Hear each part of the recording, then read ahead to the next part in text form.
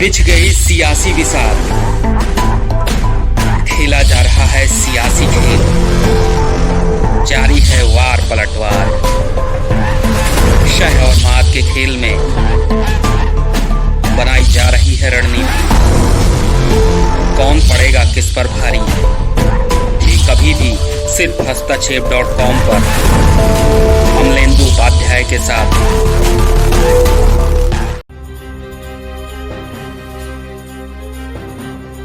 नमस्कार, दिन भर की बड़ी खबरों में आपका स्वागत है। आपके साथ मैं हूं सृष्टि।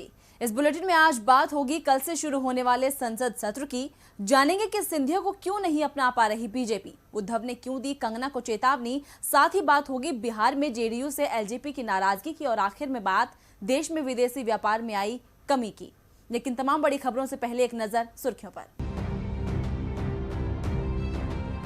फास्टैग को बढ़ावा दे रही है केंद्र सरकार। गाड़ी पर होगा फास्टैग तो ही करवा सकेंगे थर्ड पार्टी इंश्योरेंस। पहले टोल प्लाजा पर डिस्काउंट पाने के लिए था जरूरी। स्वास्थ्य आपदा की वजह से देश के खुदरा बाजार के सामने आई समस्या। 25% दुकानें बंद होने की कगार पर। व्यापारिक संगठन कैट ने सरकार से की विशेष पैकेज की मांग। रेल पटरियों के पास बनी झुग्गियों को लेकर मनोज तिवारी ने पीयूष गोयल और अरविंद केजरीवाल को लिखा पत्र। सभी पक्षकारों की संयुक्त बैठक बुलाने और झुग्गी वासियों के पुनर्वास का किया अनुरोध। दिल्ली मेट्रो के चौथे चरण में यात्री मोबाइल से कर सकेंगे भुगतान। डीएमआरसी प्रमुख मंगू सिंह ने दी जानकारी। आईसीएआई ने जीएसटी परिषद को लिखी चिट्ठी। जीएसटी रिटर्न जमा करने की समय सीमा बढ़ाने की मांग की। 30 सितंबर है आखिरी तारीख। सुर्खियों के बाद अब बात आज की सबसे बड़ी खबर की। महामारी के बीच संसद का मानसून सत्र सोमवार यानी 14 सितंबर से शुरू होने जा रहा है। सत्र को लेकर काफी पहले से तैयारियां की जा रही थी। इस बार कई बदलाव भी हमें दिखेंगे। 2 दशक में पहली बार होगा कि सत्र शुरू होने से पहले सरकार सर्वदलीय बैठक नहीं बुला रही है। इस पर चर्चा के लिए हमारे साथ मौजूद हैं राजीव जी।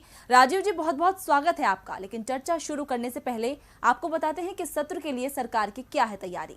देश में फैली महामारी के बीच संसद का मानसून सत्र शुरू हो रहा है, लेकिन इस बार महामारी के मद्देनजर संसद की कार्यवाही के दौरान एहतियात के तौर पर कुछ उपायों का पालन किया जाएगा। नियमों में किए गए बदलाव के तहत लोकसभा सांसद राज्यसभा कक्ष में भी बैठेंगे। आपको बता दें कि ये बदलाव महामारी के प्रसार को रोकने के लिए अपनाए जाने वाले उपायों के तहत किया जाएगा। तो नजर डालते हैं कि इस बार क्या बदलाव हुए हैं। निचले सदन के 257 सांसदों को सदन के कुछ मुख्य कक्ष में और 172 सांसदों को विजिटर्स की गैलरी में बिठाया जाएगा। लोकसभा के 60 सदस्य राज्यसभा के मुख्य कक्ष में बैठेंगे और 51 सदस्य राज्यसभा की गैलरी में बैठेंगे। राज्यसभा कक्ष में बैठने वाले सदस्य लोकसभा की कार्यवाही में भाग लेंगे और कार्यवाही सुचारू रूप से चलाने के लिए एलईडी स्क्रीन लगाई जाएगी। कार्यवाही में हिस्सा लेने वाले सदस्यों की अटेंडेंस मोबाइल के जरिए यानी डिजिटल ली जाएगी। पहले दिन 14 सितंबर को कार्यवाही सुबह 9 बजे से दोपहर 1 बजे तक चलेगी, जबकि 15 सितंबर से 1 अक्टूबर तक सदन की अन्य कार्यवाही 1 बजे से शाम 7 बजे तक चलेगी। इस बार शनिवार और रविवार को कोई छुट्टी नहीं होगी। लोकसभा और राज्यसभा में दूरी बनाकर बैठने के लिए कांच की शील्ड लगाई गई है। सदन में प्रवेश करने वाले सभी लोगों के शरीर में तापमान को जांचने के लिए थर्मल गन और थर्मल स्कैनर का इस्तेमाल किया जाएगा। पत्रकारों के लिए भी इस बार अलग नियम बनाए गए हैं। सत्र के दौरान न्यूज एजेंसी के पत्रकारों को रेगुलर एंट्री मिलेगी। सेंट्रल हॉल के पास होने के बावजूद पत्रकार वहां तक नहीं जा सकेंगे।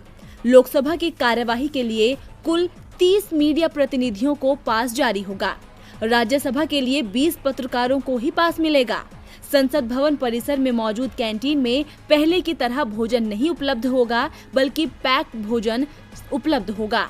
इसके साथ ही केंद्र सरकार संसद में कई अहम बिल पेश करने जा रही है। जो 11 अध्यादेश बिल के रूप में आएंगे, उनको 3 भागों में समझा जा सकता है।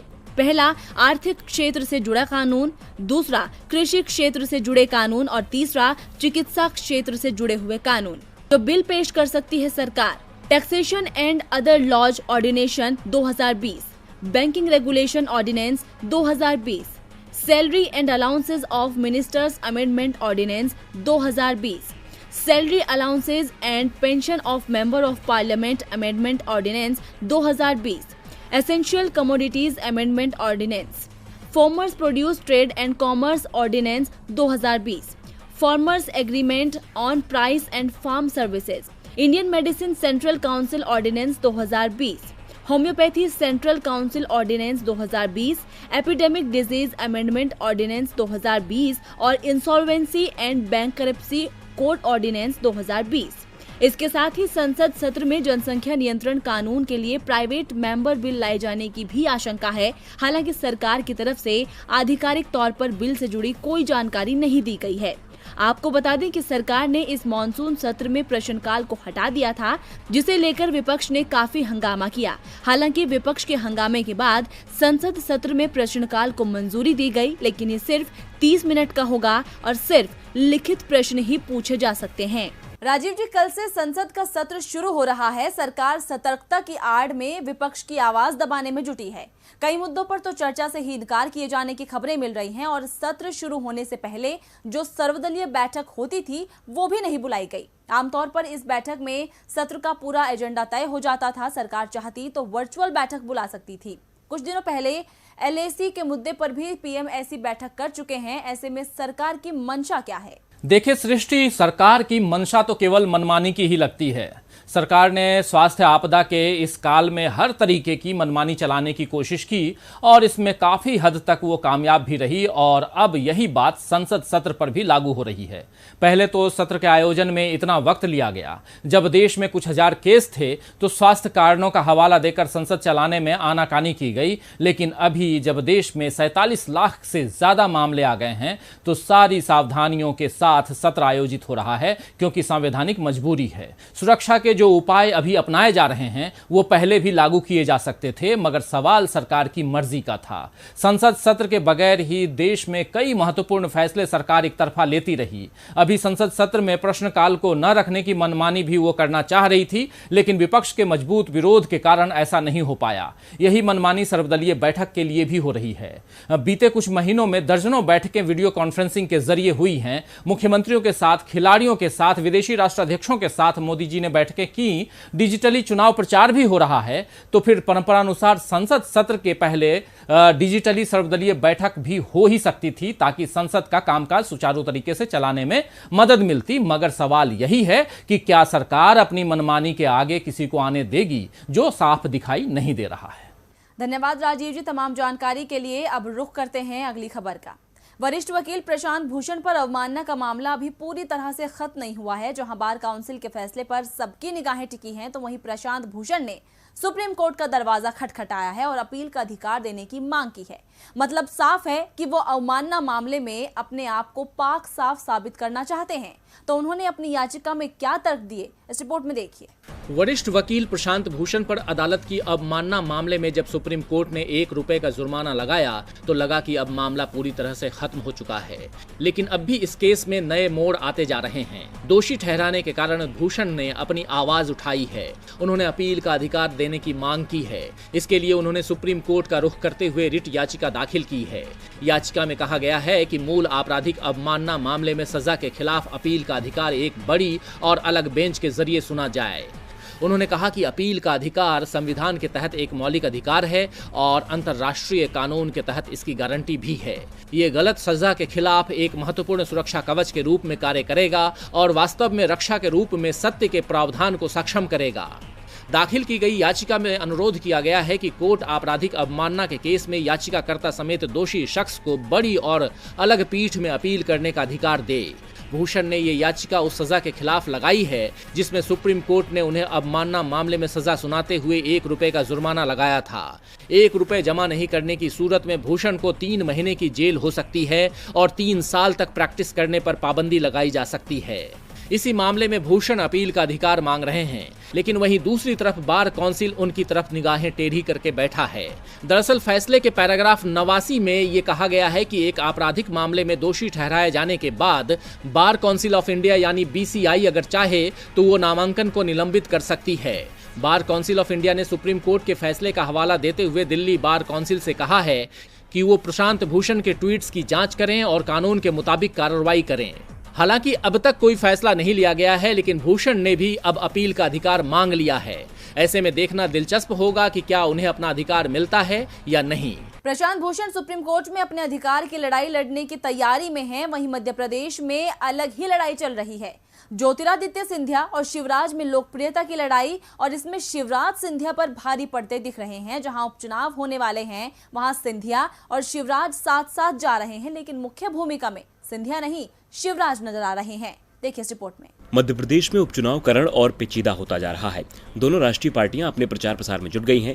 एक तरफ जहां बीजेपी ज्योतिरादित्य सिंधिया को साथ लेके चुनावी मैदान में उतर गई है, वहीं कांग्रेस बीजेपी के उस मोहरे पर निशाना साध रही है। जी हां, कांग्रेस के नेताओं का साफ कहना है कि मध्य प्रदेश के मुख्यमंत्री शिवराज सिंह चौहान बीजेपी सांसद ज्योतिरादित्य सिंधिया के कद को नीचा दिखाने में कोई कसर नहीं छोड़ रहे हैं। सिंधिया को अकेले एक भी सभा में नहीं जाने दिया जा रहा है। जहां भी जनसभाएं हो रही हैं, शिवराज खुद लीड रोल में नजर आते हैं। ज्योतिरादित्य सिंधिया जी जिस सम्मान की बात को कहकर कांग्रेस को छोड़ के गए थे, वो सम्मान आज भारतीय जनता पार्टी में आम जनमानस को देखने को मिल रहा है कि जहां कांग्रेस में जब भी कभी किसी चीज़ का उद्घाटन किया जाता था, किसी भी विकास कार्य का उद्घाटन होता था, तो सिंधिया जी के कर कमलों के द्वारा उद्घाटन होता था। आज स्थिति ये हो रही है कि शिवराज सिंह जी किसी भी कार्यक्रम का उद्घाटन करते हैं, नरेंद्र सिंह जी किसी चीज़ का फीता काटते हैं, और उसके बाद नंबर ज्योतिरादित्य सिंधिया जी का आता है। मैं समझता हूँ कि ये अपने सम्मान की बात को कहकर कांग्रेस के कार्यकर्ताओं को धोखा देना, उनके कांग्रेस के कार्यकर्ताओं की जो मेहनत की पिछले 15 साल से जो उन्होंने मेहनत करी थी, उस कमाई पे पानी फेरने के समान है। जब से ज्योतिरादित्य सिंधिया अपने 22 कांग्रेस विधायकों के साथ इस्तीफा देकर भारतीय जनता पार्टी में शामिल हो गए, तब से आम जनता के मन में धारणा बैठ गई है कि सिंधिया समर्थक विधायकों ने सौदेबाजी कर बीजेपी का दामन थामा है, जिसमें करोड़ों रुपए के लेन देन के भी आरोप लगे हैं। शायद यही कारण है कि इन सभाओं में सिंधिया को भी कई जगह विरोध का सामना करना पड़ा है। ऐसी घटनाओं के बीच शिवराज सिंधिया पर भारी पड़ते नजर आ रहे हैं। उधर बीजेपी की विचारधारा जीवन भर निभाने वाले नेता भी सिंधिया और उनके समर्थकों को पचा नहीं पा रहे हैं। शिवराज अपना कद बढ़ाने के लिए सरकारी तंत्र का भरपूर उपयोग कर रहे हैं, लेकिन कांग्रेस इन उद्घाटनों को लेकर शिवराज सरकार पर निशाना साध रही है। आज माननीय शिवराज जी कर रहे हैं, वो सिर्फ 4 या 5 महीनों में तो निर्माण कार्य हुए नहीं हैं। निश्चित तौर पर उन निर्माण कार्यों की स्वीकृति कांग्रेस के उन पूर्व विधायकों को जो गद्दारी और बिकने के बाद आज भाजपा ज्वाइन कर चुके हैं और संभावित प्रत्याशी भाजपा के हैं, वो स्वीकृतियां पूरी कमलनाथ जी की सरकार के दौरान दी गई और इन बिकाऊओं ने कमलनाथ जी पर आरोप लगाया था कि हमारे क्षेत्र के विकास कार्यों के लिए वो समय नहीं दे रहे हैं।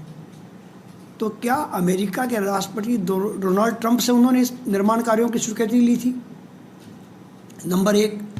नंबर 2, शिवराज सिंह जी चौहान यदि नहीं आए लोकार्पण में, तो सिंधिया जी को उनके ही अंचल में 10 लोग भी इन लोकार्पण समारोह में नहीं मिले। अब ऐसा लग रहा है कि सिंधिया के आगे शिवराज को बड़ा बताने की एक अप्रत्यक्ष मुहिम चल रही है। जनसंपर्क विभाग द्वारा जारी होने वाले अधिकांश विज्ञापनों में ज्योतिरादित्य सिंधिया नदारद हैं। कहीं न कहीं शिवराज को भी डर है कि यदि सिंधिया का कद बीजेपी में बढ़ गया तो उन्हें मुख्यमंत्री की कुर्सी से हाथ धोना पड़ जाए। जनता भी इस बात से हैरान है कि अपने ही गढ़ में सिंधिया को अकेले जनसंपर्क का मौका क्यों नहीं दिया जा रहा है। शायद शिवराज को भी ये डर सता रहा है कि कहीं सिंधिया समर्थक विधायकों के सहारे मुख्यमंत्री की कुर्सी न छीन लें। मध्य प्रदेश में शिवराज के सामने सिंधिया खामोश हैं, लेकिन ये खामोशी क्या गुल खिलाएगी ये वक्त बताएगा। वैसे वक्त का इंतजार तो महाराष्ट्र में शिवसेना को भी है। अभी कंगना को लेकर पार्टी खामोश है। सवाल उठ रहा है कि सीएम उद्धव जवाब क्यों नहीं दे रहे हैं, और आज तमाम सवालों का जवाब देने के लिए उद्धव ठाकरे सामने आए। तो क्या कहा शिवसेना प्रमुख ने, देखिए हमारी ये रिपोर्ट। कई दिनों से चल रहे कंगना विवाद में अभी तक उद्धव ठाकरे ने चुप्पी साध रखी थी। बीएमसी की कार्रवाई पर तो पार्टी की ओर से भी साफ कर दिया गया कि इसका सरकार से कोई लेना देना नहीं है, लेकिन कंगना के तल्ख तेवर नरम नहीं पड़ रहे हैं। वो कुछ दिनों से लगातार उद्धव ठाकरे पर ही निशाना साध रही हैं। बीएमसी द्वारा अपना ऑफिस तोड़े जाने पर कंगना एक के बाद एक वीडियो शेयर कर महाराष्ट्र सरकार को ललकार रही थी। तो आज मुख्यमंत्री उद्धव ठाकरे ने भी इस मामले पर अपनी चुप्पी तोड़ दी और कंगना को जवाब दे डाला। उद्धव ने नाम तो किसी का नहीं लिया, लेकिन उनका इशारा साफ था कि उनकी मजबूरी को कमजोरी न समझा जाए। वीडियो कॉन्फ्रेंसिंग के जरिए उद्धव ठाकरे ने कहा कि महाराष्ट्र की बदनामी के लिए जिस तरह की राजनीति की जा रही है, ऐसा नहीं है कि इसका मेरे पास कोई जवाब नहीं है, लेकिन मुख्यमंत्री पद की कुछ गरिमा है, उनकी चुप्पी को कमजोरी न समझा जाए। मैं मुख्यमंत्री पद की गरिमा का पालन कर रहा हूं। उद्धव ने साफ कर दिया है कि वो समय आने पर इसका जवाब देंगे। यानी साफ है कि कंगना का मामला अभी खत्म नहीं हुआ है। सरकार कंगना को लेकर कोई बड़ा एक्शन ले सकती है। वैसे बीएमसी ने 9 सितंबर को कंगना के दफ्तर पर बुलडोजर चलाकर शिवसेना की रणनीति के संकेत दे दिए थे, लेकिन बीएमसी की कार्रवाई को लेकर महाराष्ट्र सरकार की चौतरफा निंदा हुई। खुद महाराष्ट्र सरकार के सहयोगी शरद पवार ने इस पर सवाल उठा दिए और बाद में महाराष्ट्र सरकार को यह बयान जारी करना पड़ा था कि बीएमसी की कार्रवाई में उसका कोई लेना देना नहीं है। उद्धव महाराष्ट्र के सीएम हैं, इसलिए मजबूर हैं और उनकी इसी मजबूरी का फायदा उनके विपक्षी उठा रहे हैं। लेकिन सचिन पायलट की कोई मजबूरी नहीं है। उनकी पार्टी राजस्थान की सत्ता में जरूर है, लेकिन पायलट सरकार में नहीं है, इसलिए तो वो गहलोत को चिट्ठी लिख रहे हैं। इसके बाद सवाल उठ रहा है कि क्या एक बार फिर गहलोत और पायलट के बीच आ गई है तल्खियां? देखिए हमारी ये रिपोर्ट। राजस्थान में बमुश्किल गहलोत की सरकार को संभाला गया था। सचिन पायलट ने ऐसे रुख अख्तियार किए थे कि उन्हें मनाना आसान नहीं था, लेकिन राहुल गांधी और प्रियंका गांधी के दखल के बाद वो गहलोत का साथ देने को राजी हो गए। मगर अब भी उनके साथ पर सस्पेंस बरकरार है, क्योंकि कांग्रेस ने उन्हें अब तक कोई पद नहीं दिया है। हालांकि अजय माकन लगातार उनसे बातचीत कर मांगे पूरी करने की कोशिश कर रहे हैं, लेकिन इस बीच पायलट ने गहलोत को एक खत लिख दिया है। उन्होंने अति पिछड़ा वर्ग की जातियों के युवाओं को सरकारी नौकरियों में 5% आरक्षण देने की मांग की है। उन्होंने अपनी चिट्ठी में लिखा कि विधानसभा चुनाव 2018 के घोषणा पत्र में एमबीसी के लिए 5% आरक्षण देने का वायदा किया गया था, लेकिन मुझे ये बताया गया कि रीट भर्ती 2018, पंचायती राज एलडीसी भर्ती 2013, टेक्निकल हेल्पर भर्ती 2018, नर्सिंग भर्ती 2013, आशा सुपरवाइजर भर्ती 2016, कमर्शियल असिस्टेंट भर्ती 2018 में एमबीसी से जुड़ी जातियों को 5% आरक्षण अब तक नहीं दिया गया है, जबकि इस आरक्षण को देने के लिए सरकार ने प्रतिनिधियों से समझौता भी किया था। इतना ही नहीं, उन्होंने देव नारायण बोर्ड और देव नारायण योजना के अंतर्गत आने वाले विकास कार्यों के ठप होने पर भी नाराजगी व्यक्त की। पायलट ने सीएम गहलोत को बताया कि समय समय पर लोग मुझसे मिलते हैं और इन दोनों योजनाओं को बजट देकर उचित ढंग से क्रियान्वित करने की मांग करते हैं। पायलट ने पत्र में आग्रह किया कि मेरे द्वारा उठाए गए बिंदुओं पर शीघ्र कार्रवाई की जाए। पायलट की चिट्ठी गहलोत की चिंता बढ़ा सकती है। अगर वो मांगे नहीं मानते तो पायलट फिर से दूर जा सकते हैं। अब देखना होगा कि गहलोत क्या फैसला लेते हैं। पायलट परेशान है कि सरकार में उनकी चल नहीं रही है। अब उन्हें पुराने वादे याद आ रहे हैं, वो अपनी नाराजगी दिखा रहे हैं। वैसे नाराजगी तो बिहार में एलजेपी भी दिखा रही है। चिराग पासवान सीटों को लेकर नीतीश के खिलाफ तल्ख तेवर अपनाए हुए हैं। वो 40 से ज्यादा सीटों पर लड़ना चाहते हैं, लेकिन नीतीश 40 सीटों पर भी तैयार नहीं है। तो क्या रास्ते हैं चिराग के पास? देखिए इस रिपोर्ट में। बिहार विधानसभा चुनाव की तारीखों के ऐलान का इंतजार तो सभी दल कर रहे हैं, लेकिन इसके साथ इंतजार एनडीए में सीट शेयरिंग के फॉर्मूले को लेकर भी हो रहा है। जेपी नड्डा शनिवार को नीतीश से मिले और कहा बात बन गई है। बीजेपी की जेडीयू से बात तो बन गई, लेकिन एलजेपी से बात बिगड़ती दिख रही है। इस बीच 16 सितंबर को एलजेपी की बैठक है, जिसमें सभी सांसद और विधायकों को बुलाया गया है। इसके बाद ही तय होगा कि एलजेपी एनडीए में रहेगी या दूसरे रास्ते पर आगे बढ़ेगी। पार्टी के नेता 143 सीटों पर लड़ने का दावा कर रहे हैं और इन्हीं दावों को लेकर जेडीयू और एलजेपी के बीच तल्खियां बढ़ती जा रही हैं। चिराग पासवान ने संकेत दिए हैं कि उनकी पार्टी को यदि 40 से कम सीटें मिलती हैं तो वो कोई भी फैसला ले सकते हैं, लेकिन जेडीयू किसी भी हाल में एलजेपी को 25 से ज्यादा सीटें देने को तैयार नहीं है, जिससे चिराग और उनकी पार्टी नाराज है। चिराग की नाराजगी को देखते हुए बीजेपी अध्यक्ष जेपी नड्डा ने जरूर ये दावा किया कि एनडीए एकजुट है और एलजेपी एनडीए के साथ ही रहेगी। संकेत ये भी है कि बीजेपी अपने कोटे की कुछ सीटें एलजेपी को दे सकती है, लेकिन चिराग पासवान अभी भी 40 से कम सीटों पर मानने को तैयार नहीं है। चिराग का संकेत साफ है कि यदि सीटें कम मिली तो वो अकेले ही चुनाव लड़ सकते हैं। रामविलास पासवान भी साफ कर चुके हैं कि पार्टी में जो फैसला चिराग पासवान लेंगे वो उसके साथ हैं और चिराग अलग लड़ने की तैयारी में भी है। एलजेपी 143 सीटों पर तैयारी कर रही है। चिराग की इस कोशिश ने एनडीए की धड़कनें बढ़ा दी है। और बुलेटिन के आखिर में बात देश के विदेशी व्यापार में आई कमी की। देश में स्वास्थ्य मुसीबत का असर सिर्फ देसी व्यापार पर ही नहीं बल्कि विदेशी व्यापार पर भी दिखाई दे रहा है। हाल ही में भारतीय बंदरगाह संघ आईपीए के जो आंकड़े सामने आए हैं उनसे साफ जाहिर होता है कि विदेशी व्यापार में काफी कमी आई है। एक रिपोर्ट के जरिए समझिए। देश में स्वास्थ्य मुसीबत ने सब चौपट कर रखा है और साथ ही सरकार के सारे दावों की पोल खोलकर रख दी है। इसका असर देश के छोटे मझोले व्यापारियों के साथ विदेशी व्यापार को भी हुआ है।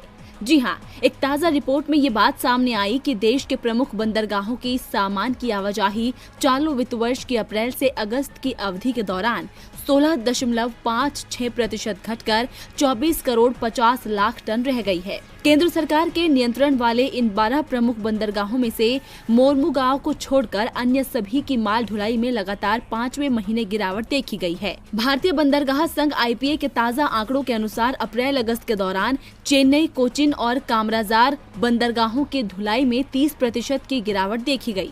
वहीं जेएनपीटी और कोलकाता बंदरगाहों की ढुलाई में 20% से ज्यादा गिरावट दर्ज की गई है। अब आपको बताते हैं कि प्रमुख बंदरगाहों पर कितने प्रतिशत की गिरावट दर्ज की गई। कोचिन बंदरगाह की ढुलाई में 29.88% की गिरावट, जेएनपीटी बंदरगाह की ढुलाई में 25.53% की गिरावट, कोलकाता के बंदरगाह में 23.74% की गिरावट आई। मुंबई बंदरगाह की ढुलाई में 19.31% की गिरावट दर्ज की गई। मतलब साफ है कि स्वास्थ्य मुसीबत का ये दौर अपने साथ कई और मुसीबतों को साथ लेके आया है। सरकार की सारी नाकामियों का चिट्ठा धीरे धीरे सामने आ रहा है, लेकिन अभी सरकार के पास इससे उबरने का कोई प्लान नहीं है। तो फिलहाल दिन भर की बड़ी खबरों में इतना ही। देखते रहिए DB लाइव। नमस्कार।